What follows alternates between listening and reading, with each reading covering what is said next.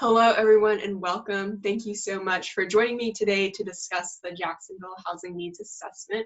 My name is Claire Losey, and I serve as the project assistant. First and foremost, before we get started in this presentation, is that I would like to extend sincere apologies on behalf of the Texas Target Communities team.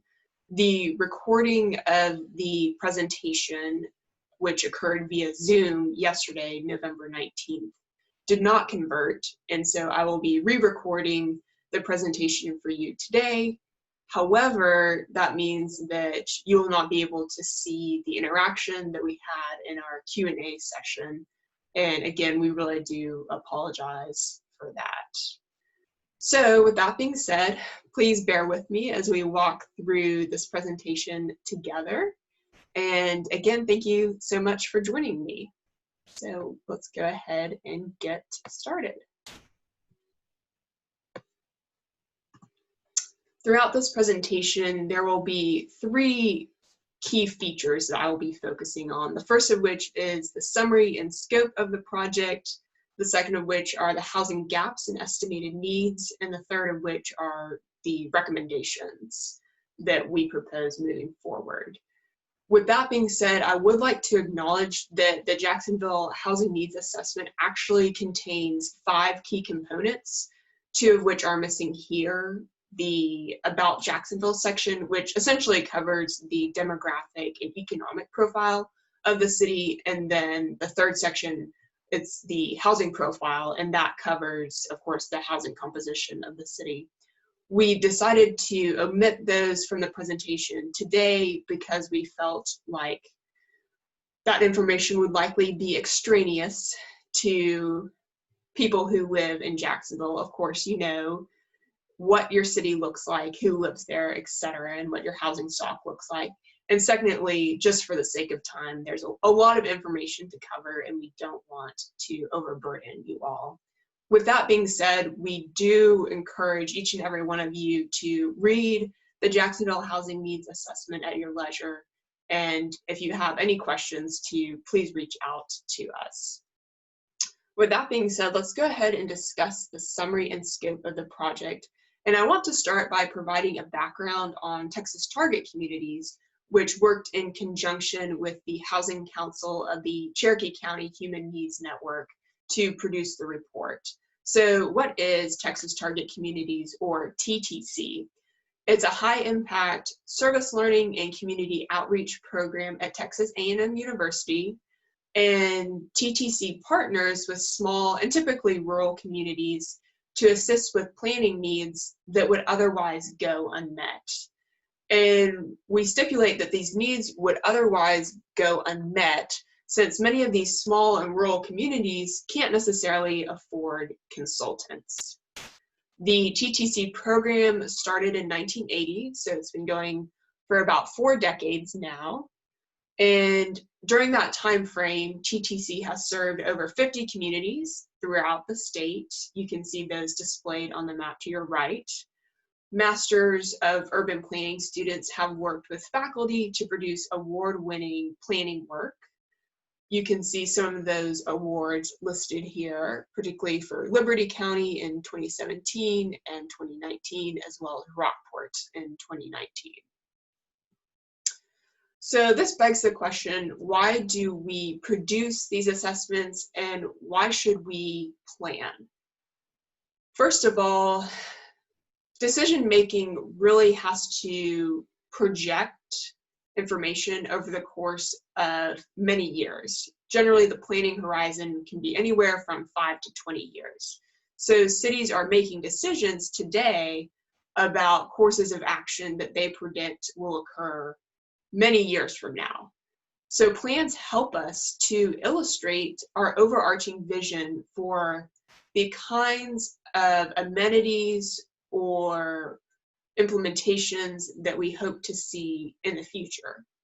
It's also a way to engage with the public, and TxTC, in working with the Housing Council of the Cherokee County Human Needs Network, has engaged in a lot of discussion with the residents of Jacksonville. Through focus groups, we have spoken to both producers and consumers of housing in Jacksonville, and it's allowed us to have a richer data set and to justify our recommendations and conclusions in a way that we otherwise would not be able. And the planning process really encourages that interaction with individuals on the ground, the folks on the ground. Planning is also a way to guide individual development approvals. So it may be needed, for instance, to procure grant funding or some sort of project. You may need to have documentation through plans, and elected officials may use them, or often use them, to guide them in their decision-making process. Plans can be a basis for land use regulations, i.e. zoning and subdivision regulations, those sorts of things.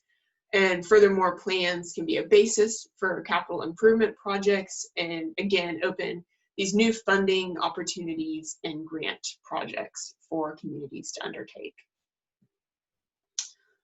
With that being said, we would like to highlight that there is a funding opportunity available from the Texas General Land Office, the Community Development Block Group funds, and this is the Resilient Communities Program. It's a $100 million grant, and it funds the development, adoption, and implementation of resilient building codes, flood damage prevention ordinances, zoning ordinances, land use and comprehensive plans, and public service activities for cities, counties, COGs, and Indian tribes. And we want to highlight that because the application process is open, and we certainly think that it is a wonderful opportunity for your community. So if you all might want to consider applying for that grant.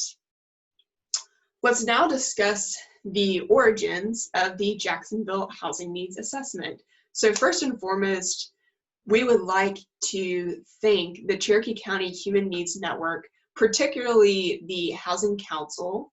The Cherokee County Human Needs Network is a subsidiary of the East Texas Human Needs Network, and it has just been fundamental in producing this report. And so we'd like to highlight all of the members of the Housing Council and thank them so much for their service, their patience, time, and effort. So thank you all very much. And then we would also like to thank the focus group facilitators who assisted with our project, as well as the financial support and assistance from several institutions throughout Jacksonville. The Housing Council of the Cherokee County Human Needs Network actually formed as a result of a 2016 event. It was a Leaders in Action training session that was hosted by the Texas Rural Leadership Program, and several residents of Cherokee County attended this Leaders in Action training session, and TxTC participated in the session as well. A number of the community members in Jacksonville formed this leadership team, which is now the Cherokee County Human Needs Network. They formed this leadership team to create the network, which is an umbrella, as I mentioned earlier, of the East Texas Human Needs Network. And then the Cherokee County Human Needs Network created a number of subsidiaries within the network itself. So different councils focused on education, transportation, and housing, among others. And so the Housing Council of the Cherokee County Human Needs Network has identified this need for affordable housing. And since the Housing Council was familiar with Texas target communities from the 2016 Leaders in Action training session, the Housing Council reached out to us, to TxTC, in 2019. It was late last year, to produce this Jacksonville Housing Needs Assessment. And the key figure throughout all of this has been Letitia Horace. So thank you so much, Ms. Letitia. We really appreciate all that you have done to help us along, to guide us in this report.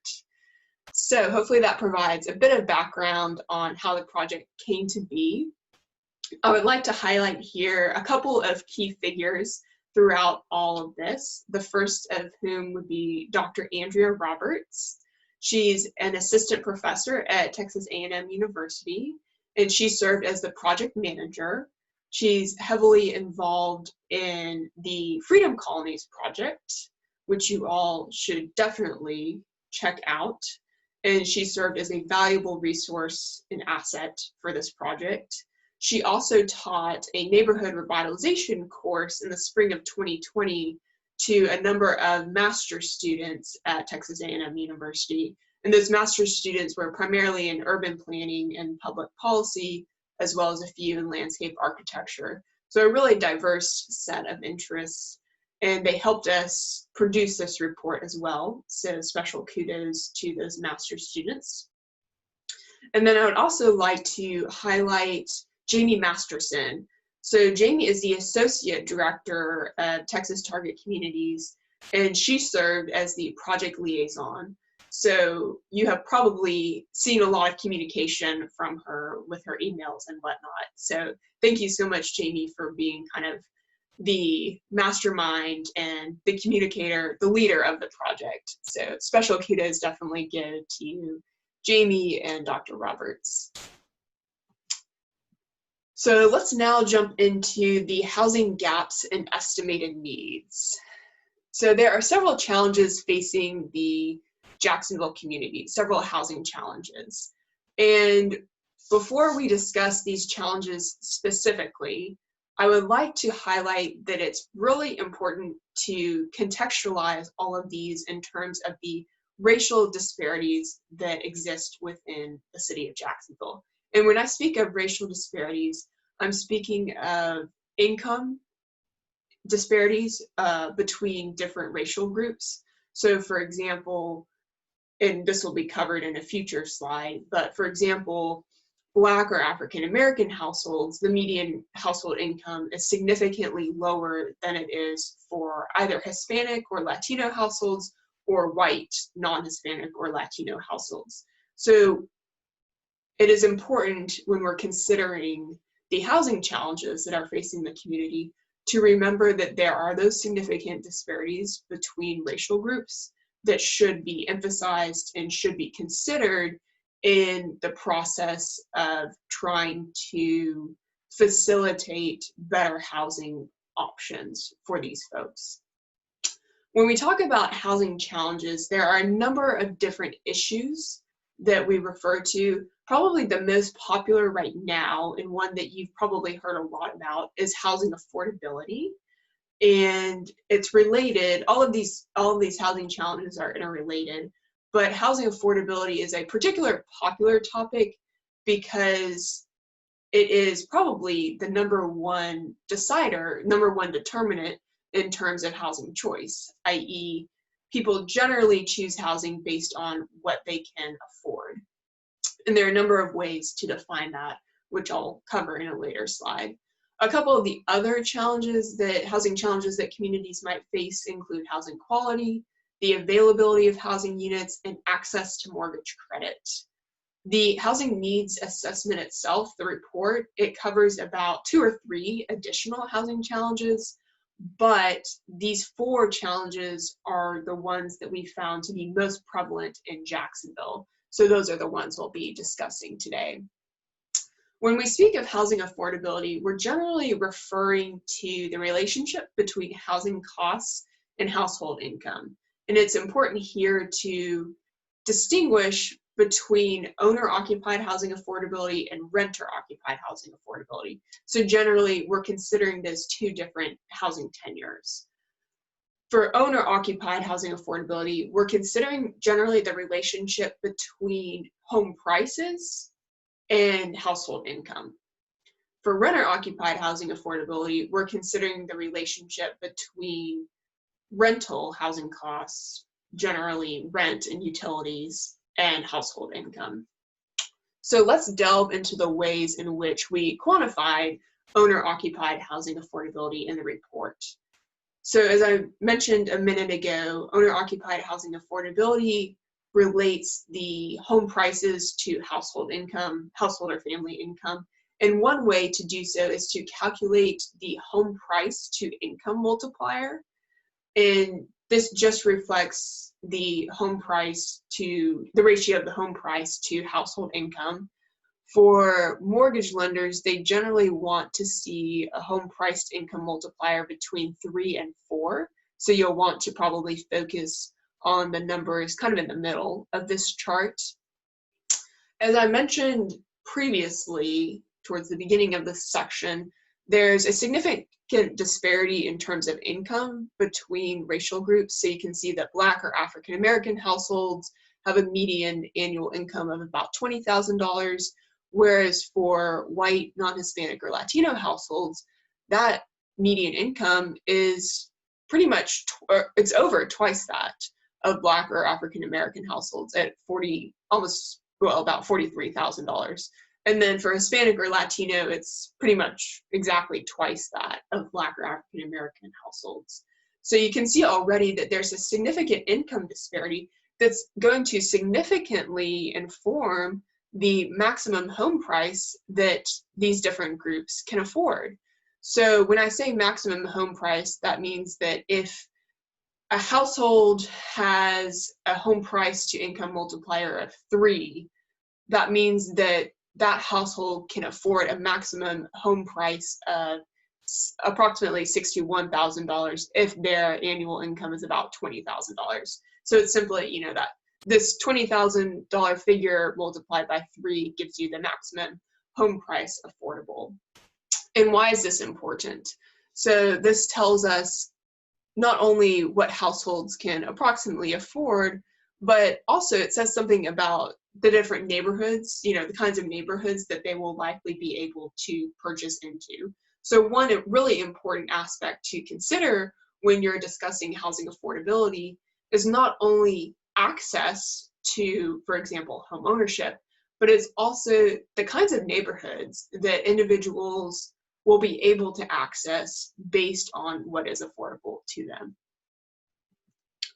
So in terms of housing affordability, we just consider demand, the demand side of things, what households can reasonably afford. Let's now relate this to supply. So again, we can see the stark disparities that were evident on the demand side, as well on the supply side. So for example, for this home price to income multiplier between 3 and 4, the percentage of homes affordable within the city of Jacksonville for Black or African American households is about 1/3 for a home price to income multiplier of 3, whereas it's about 3/4 for white, non-Hispanic, or Latino households for the same multiplier. So you can already see that there are stark disparities just in the supply of homes available and affordable to residents of Jacksonville along racial lines. So I already touched on the first 2 points, but I do want to elucidate the second a little bit more fully. So what those slides are telling us really is that homeownership is going to be much more difficult for Black or African American households in Jacksonville to attain, simply due to financial constraints. And by financial constraints, I'm referring to the differences in income that exist between these racial groups. So we know that income is generally fairly well correlated with wealth. And so typically when we see households of lower income, we're also witnessing households of lower wealth. Income and wealth are 2 of the primary borrowing constraints in order to attain mortgage financing. And so without, in lacking resources in those 2 arenas, it's going to be pretty difficult for households of lower income to attain homeownership. So that's just something to keep in mind moving forward. Let's now delve into renter-occupied housing affordability. So one of the primary ways to consider renter-occupied housing affordability is to relate supply and demand. And first of all, we calculate renter-occupied housing affordability generally based on the HUD guideline it has a couple of names because it's so popular, but you might have heard it as the 30% of income standard. It stipulates that households which spend more than 30% of their income on housing costs are cost burdened. And so the idea is that households should spend no more than 30% of their income on rent. And so based on the different income categories, we can calculate the maximum monthly rent that is affordable to them. So for example, for a household in the earning between $5,000 and about $10,000, the maximum monthly rent affordable to them is $250. And so, as you can probably imagine, that puts a strain on things for those particular households. And indeed, we see undersupply of rental housing units for the lowest income households. So these negative numbers are indicating undersupply, i.e., that means that there is more demand than is actually available on the ground for these households. So we're witnessing undersupply in the number of rental units for both the lowest and the highest income households.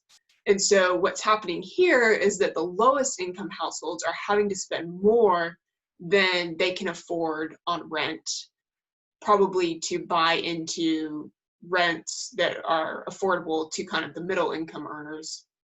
Whereas the highest income earners are kind of renting down, i.e. they're spending less than is reasonably affordable to them on rent. And again, they're probably dipping into the supply that is affordable to the middle income earners. So what you have at the bottom and upper ends of the income spectrum in Jacksonville is a mismatch between supply and demand for renters. When we speak about housing affordability for renters, we generally focus on three key income cohorts. The first of which are extremely low income households, which earn no more than 30% of area median income. The second category being very low income households, which earn between about 30 and 50% of area median income. And then the final category being low income households, which earn between about 50 and 80% of area median income. And these are actually HUD designations, so they're used to measure eligibility, particularly for the subsidized rental housing. So we can see that for the two lowest income cohorts, there is an undersupply of rental housing affordable to them. So again, these income cohorts have to kind of rent up or spend more than is reasonably affordable to them on rent. So you'll want to consider that shortage in rental units for the lowest income earners moving forward. Let's now situate rental housing affordability in terms of supply and demand by race. And so we can see that, generally speaking, there are similarities among the racial groups in terms of the shortages of rental housing units available to them and affordable to them. But there are some differences. So we see that there's this stark undersupply for Black or African American households who are earning between $5,000 and about $10,000, as well as those who are earning between $50,000 and about $75,000. And again, the magnitude of the differences change slightly across the income groups, but overall we're seeing pretty similar trends. Let's go ahead and move on to discuss housing quality. So housing affordability very much informs and is informed by the other housing challenges that I discussed earlier, including housing quality, access to mortgage finance, and the availability of housing units.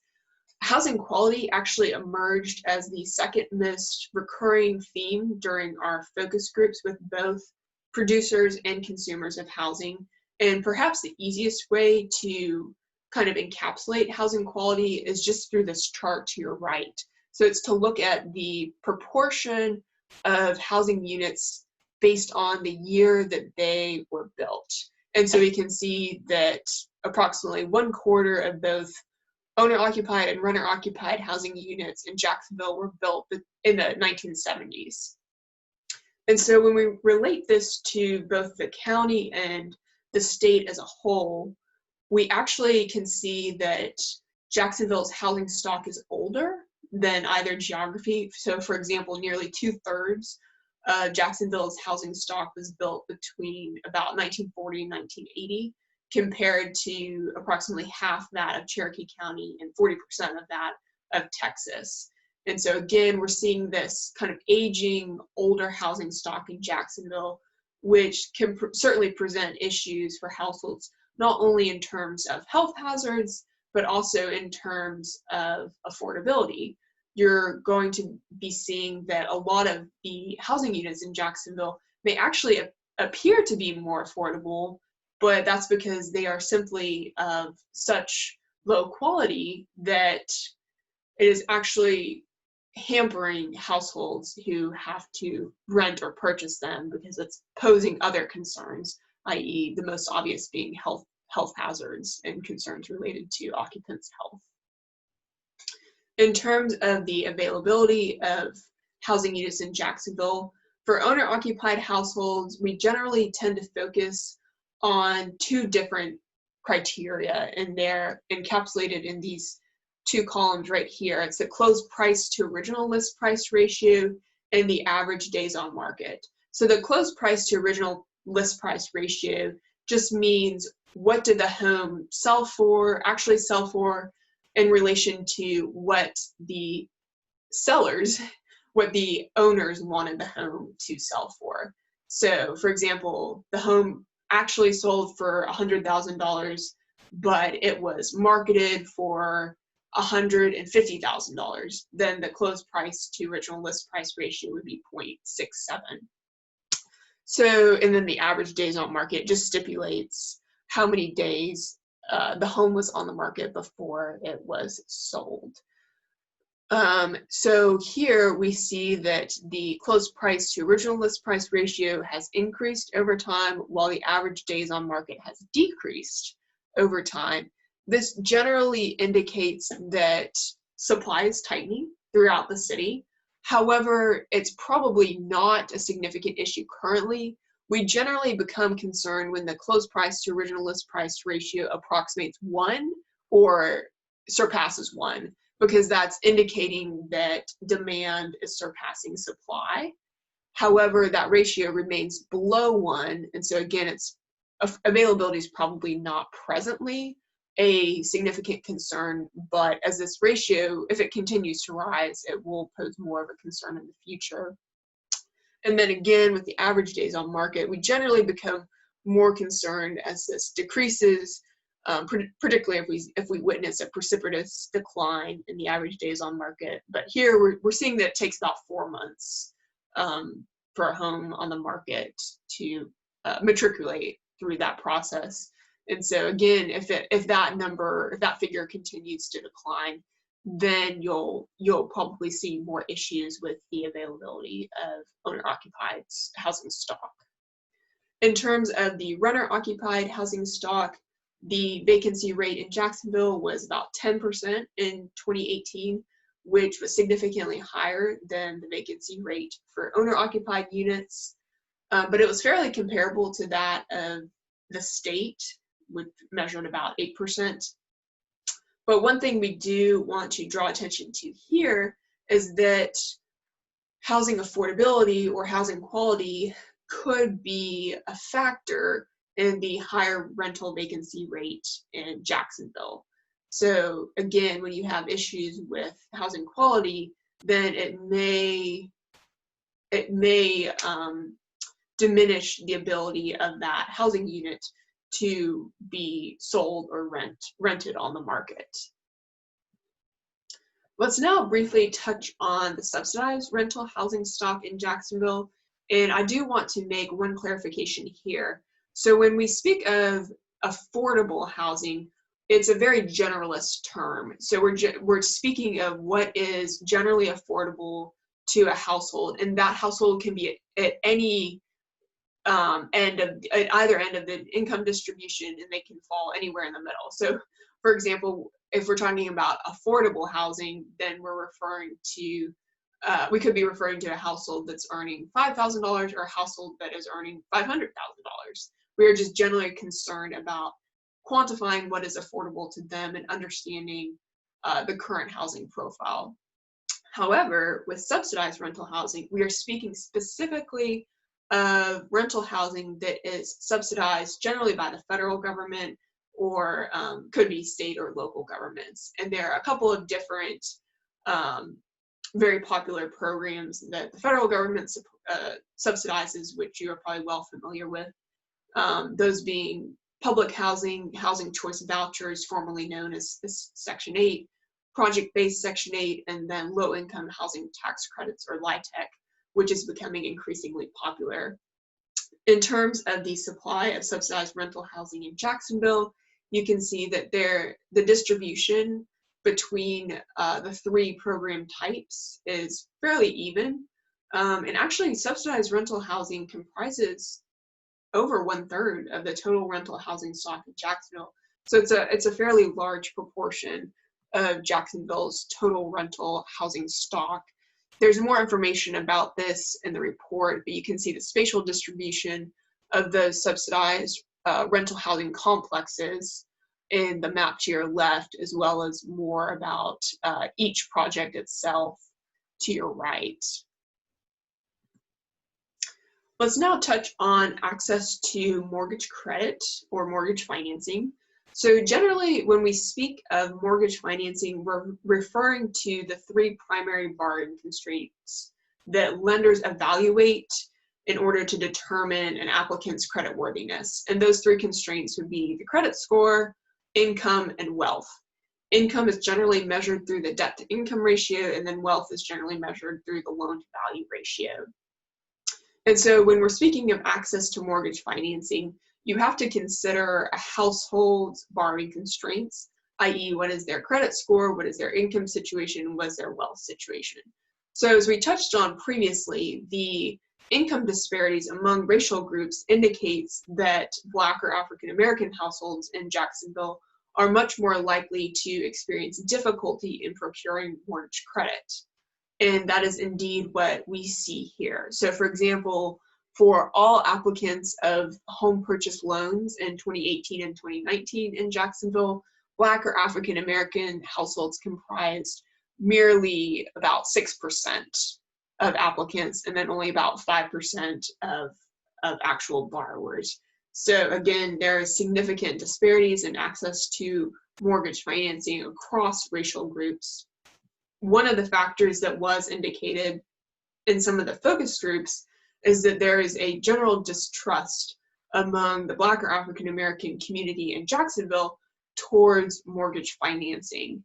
And there are a couple of reasons for that distrust, but one potential recommendation that we'll discuss further on in the presentation to try to diminish that distrust would be to offer home buyer education classes and to try to form partnerships between particularly local banks and folks on the ground, particularly folks in the Black or African American community, to try to procure more opportunities for them to build wealth or to supplement their income and hopefully to access home ownership.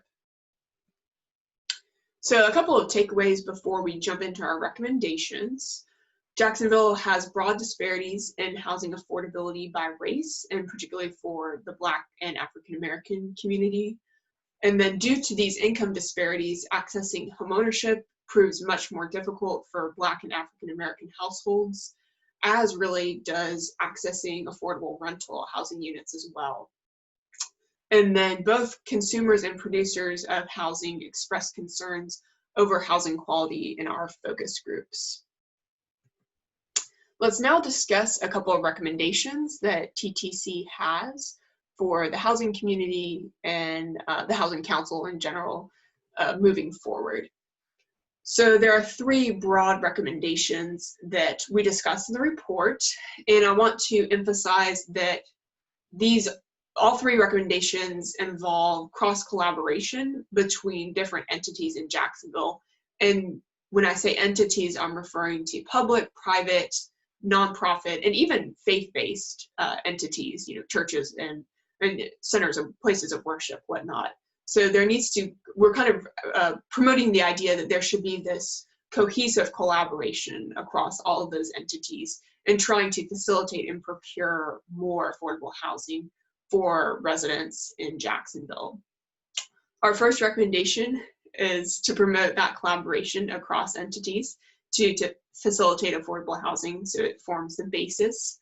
And then the second is that all sectors should promote inclusive housing options throughout Jacksonville, and this points more towards trying to reduce those racial disparities that we've touched on before. And then the third recommendation is that public, private, and nonprofit agencies should subsidize the rehabilitation of the city's aging housing stock to improve housing quality. Let's dive into the first recommendation a little bit more. So we have a couple of ideas. The first of which is that public, private, and nonprofit organizations should work to maintain and update the housing needs assessment and continue the work of the focus groups, and hopefully ultimately produce a comprehensive plan. What is a comprehensive plan? It's a little bit more overarching than a housing needs assessment, in that it considers multiple different elements of a particular community, i.e. education, transportation, the economy and economic development, health, and potentially environmental hazards. All of those different elements of a community would be embedded in a comprehensive plan. And so by producing said comprehensive plan, then the city, government, private entities, and nonprofits will have greater orientation of the ways in which different elements interact and inform each other to produce disparities, say, in access to affordable housing. And a part of that will be embedded also in maintaining and updating the housing needs assessment and continuing to communicate with folks on the ground, both consumers and producers of housing. Another idea or another recommendation that we propose is to offer those home buyer and credit education courses that I mentioned earlier in discussing access to mortgage financing. So this would involve qualified professionals, generally mortgage lenders, to provide information to eligible individuals about their options to purchase a home, to build their credit, and to build wealth in trying to attain homeownership. And it's a way also not only to educate individuals about the process of purchasing a home, but also to build rapport between lenders, for example, and individuals, folks on the ground. So it's a way to build those relationships and hopefully dismantle some of the distrust among particular folks on the ground towards the lending and home buying process. The homeowners program refers to homeowners potentially renting out their homes to low and moderate income individuals. And then the anti-poverty initiatives really center on the fact that housing affordability is kind of this multifaceted issue. So it involves issues that are endemic to the housing market, so housing costs, and relates them to issues that are endemic to the labor market, in which we speak of wages, earnings, and are generally manifested through income or salary as how we think about the labor market more generally. And so when you're trying to improve housing affordability, one option is to try to subsidize housing costs or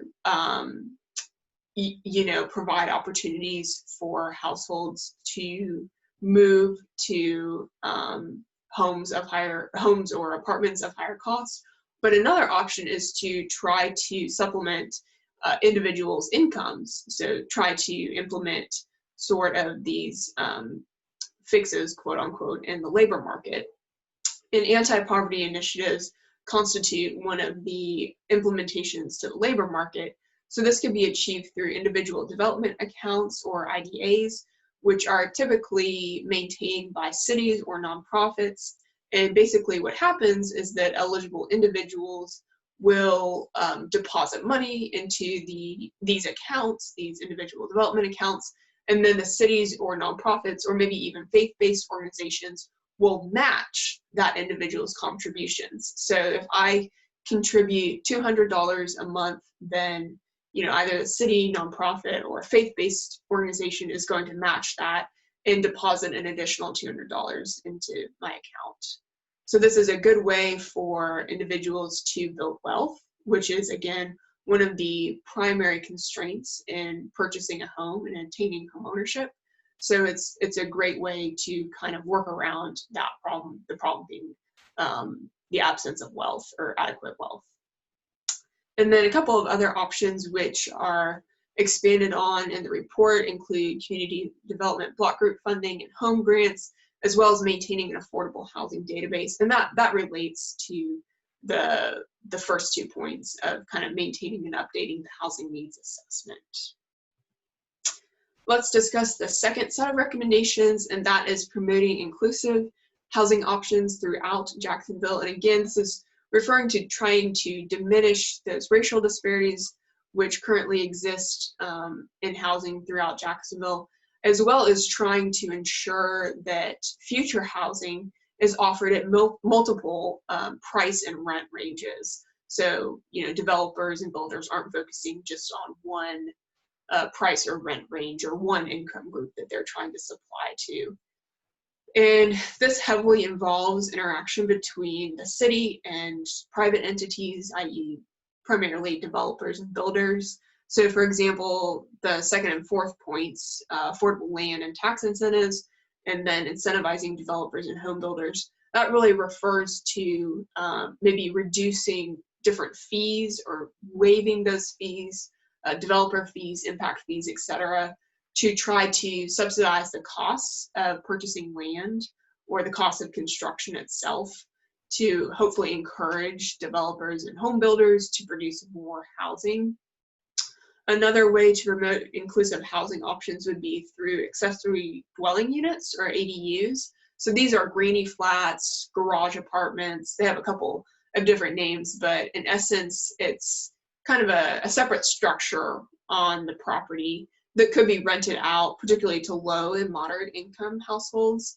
And it's also a way for the homeowner or homeowners themselves to supplement their mortgage payment. So they're receiving rent from this accessory dwelling unit that can then be used to kind of subsidize or supplement the mortgage payment. The Economic Development Corporation, JEDCO, will probably be heavily involved in offering these affordable land and tax incentives and incentivizing developers and home builders. So it'll be particularly important for the city to work with JEDCO and private entities to promote these inclusive housing options throughout the city. And then the final point in this are the community land trusts. So generally, cities or nonprofits will purchase a swath of land, construct new housing on them, and then allow individuals, qualified individuals, eligible individuals of low and moderate income to purchase the structure, but to lease, to rent the underlying land. So the households don't own the land underlying the home, but they own the structure itself. And then they receive the benefits of appreciation, home price appreciation, when they eventually sell the property back to the city or the nonprofit that is maintaining the community land trust.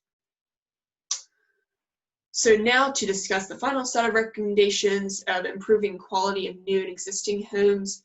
The home renovation program, one is offered by TxTC, the Texas Department of Housing and Community Affairs, and it assists in the reconstruction, repair, and rehabilitation of existing homes. So that can be one funding source to try to tap into that Texas Department of Housing and Community Affairs program. Another option would be to try to procure funding from the U.S. Department of Agriculture. Their rural funding or rural development program, they offer funding for small businesses, for homeowners through the Rural Housing Service, Farm Service Agency. So there are a couple of different options there, which we discuss more in the report. But overall, those two programs can be a source of funding for improving housing quality throughout Jacksonville. With that all being said, I want to thank you so much for joining me today in our overview of the Jacksonville Housing Needs Assessment. Again, I apologize that you were not able to view the original presentation. We hope that this provided you some new information.